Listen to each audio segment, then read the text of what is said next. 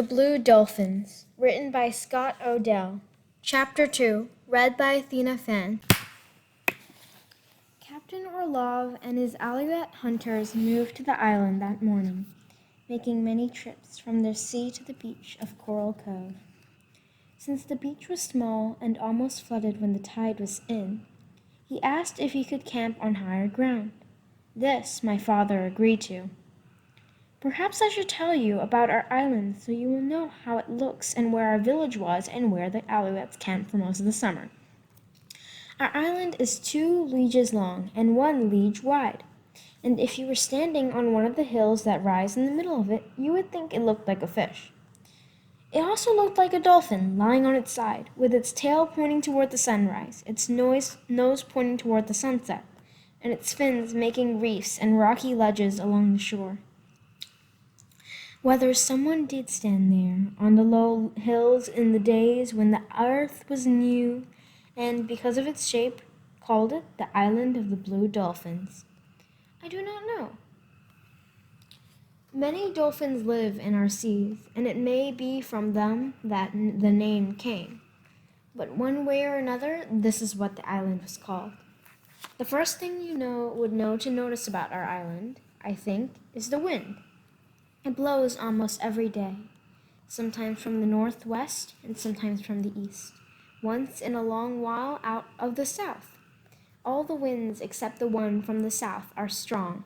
Because of them, the hills are polished and smooth, and the trees are small and twisted, even in the canyon that runs down to Coral Cove.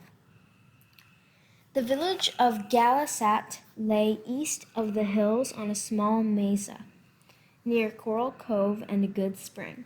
About a half league to the north is another spring, and it was there that Alouettes put up their tents, which were made of skins, and were so low to the earth that men had to crawl into them on their stomachs.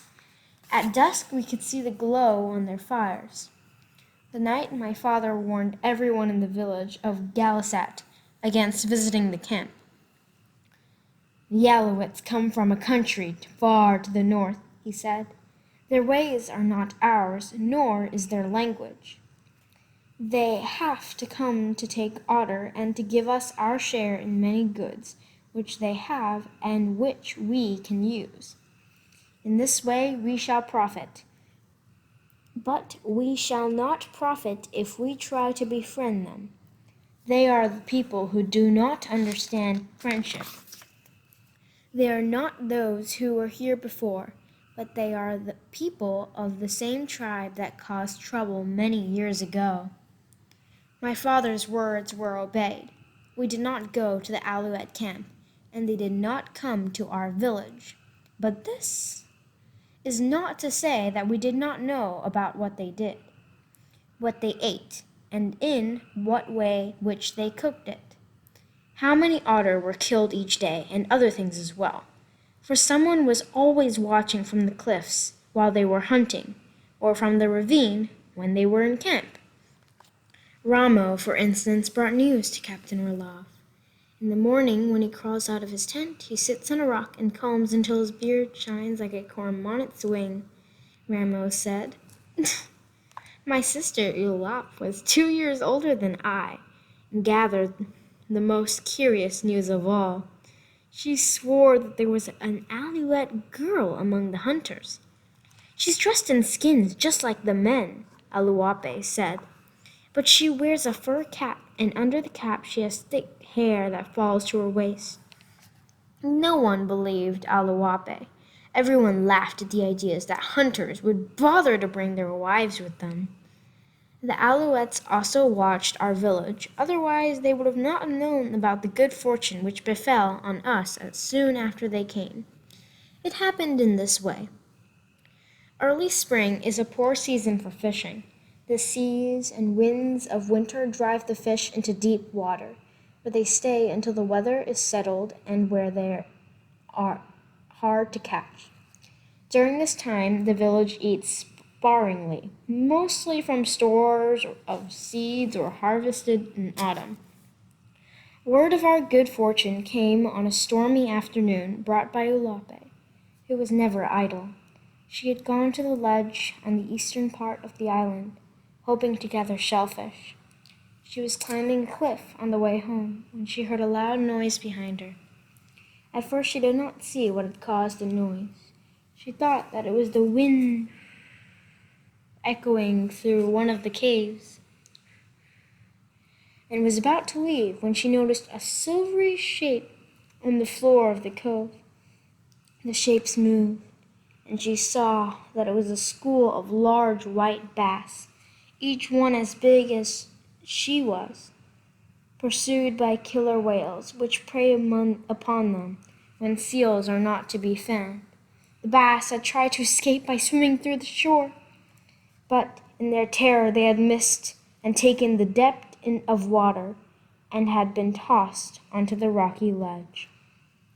Ulapi dropped her basket of shellfish and set out for the village, arriving there so out of breath that she could only point in the direction of the shore. The women were cooking supper, but all of them stopped and gathered around her, waiting for her to speak. "A school of white bass," she finally said. "Where? Where?" "On the rocks. 12 of them. Perhaps more than 12.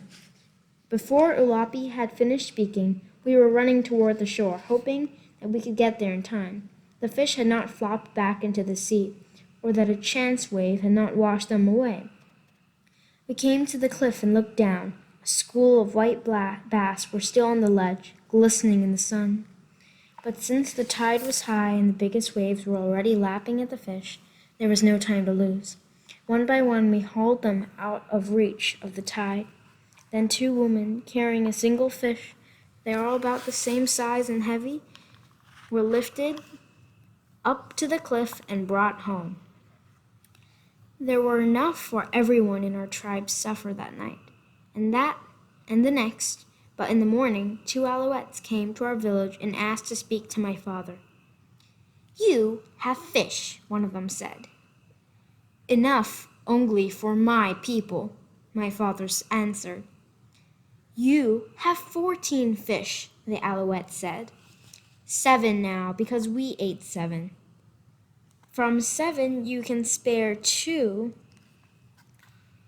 "There are 40 in your camp," my father replied, "and more than that of us. Besides, you have your own fish, the dried ones that you bought." "We tire of that kind," the alouette said. He was a short man who only came to my father's shoulder.